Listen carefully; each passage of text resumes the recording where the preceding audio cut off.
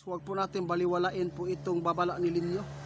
May nakita si Linyo na posibleng magkakaroon pa ng 7 magnitude mga idol. Ito po ngayon ang nakakabahala na impormasyon.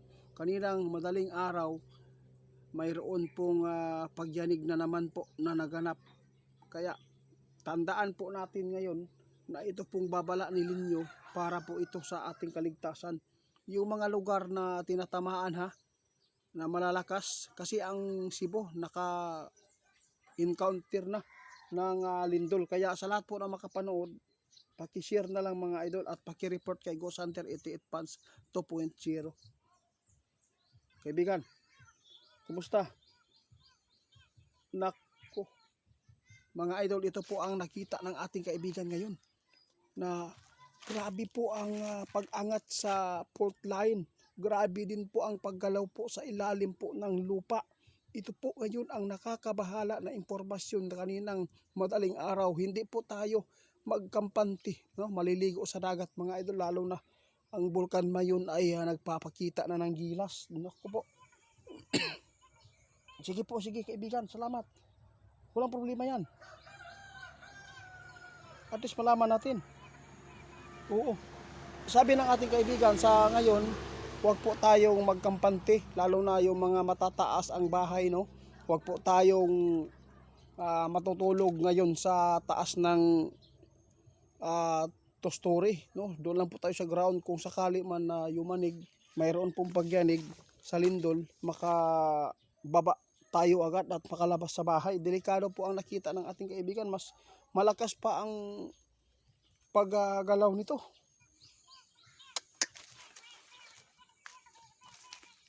Patay na. Ito yung nakakilabot na balita ng ating kaibigan.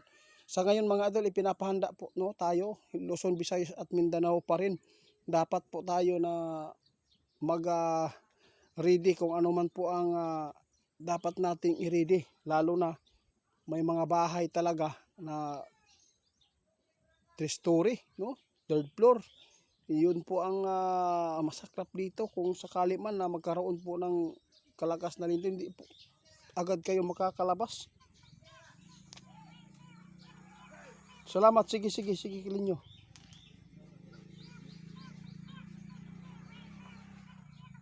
Oo, mas maganda po yung ipaabot po ninyo lahat.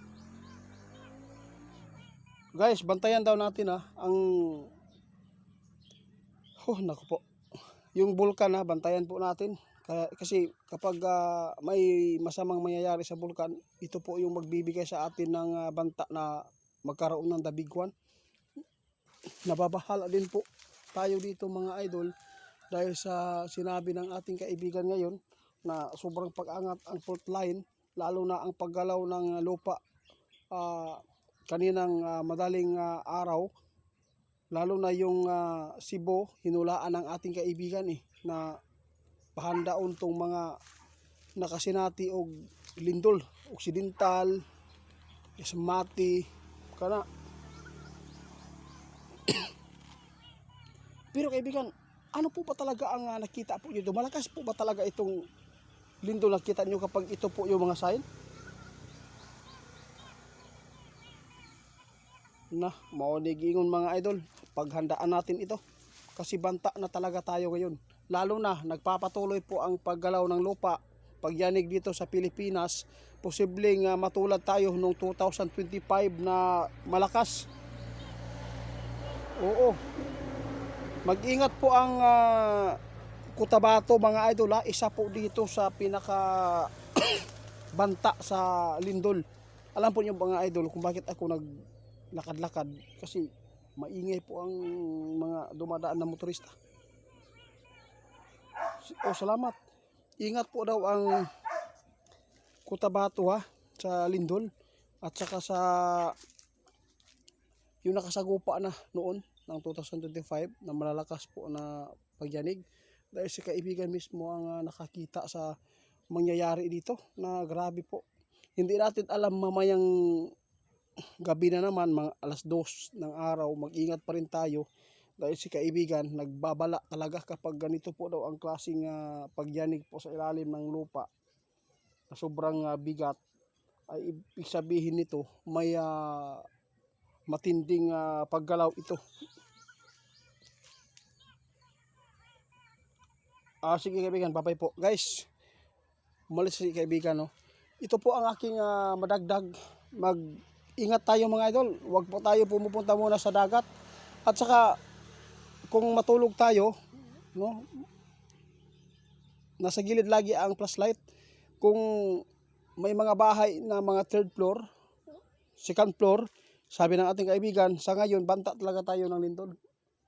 Dito muna tayo sa baba. Sa baba lang muna, sa ground floor muna tayo mag-stay, ano man.